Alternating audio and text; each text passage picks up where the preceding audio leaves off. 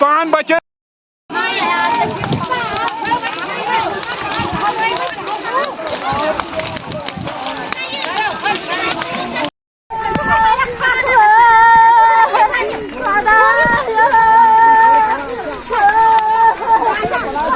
ये हरगाम में हुआ आज, अल्लाह रहम करे।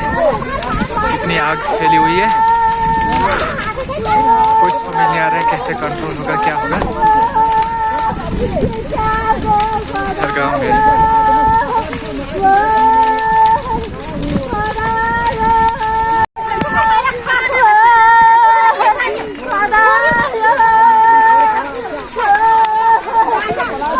ये हरगाम में हुआ आज, अल्लाह रहम करे।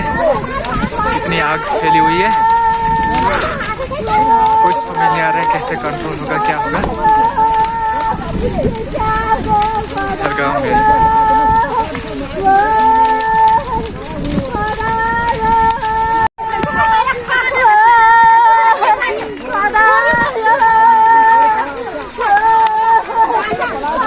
ये हरगाम में हुआ आज, अल्लाह रहम करे। इतनी आग फैली हुई है, कुछ समझ नहीं आ रहा है कैसे कंट्रोल होगा, क्या होगा। हरगाम में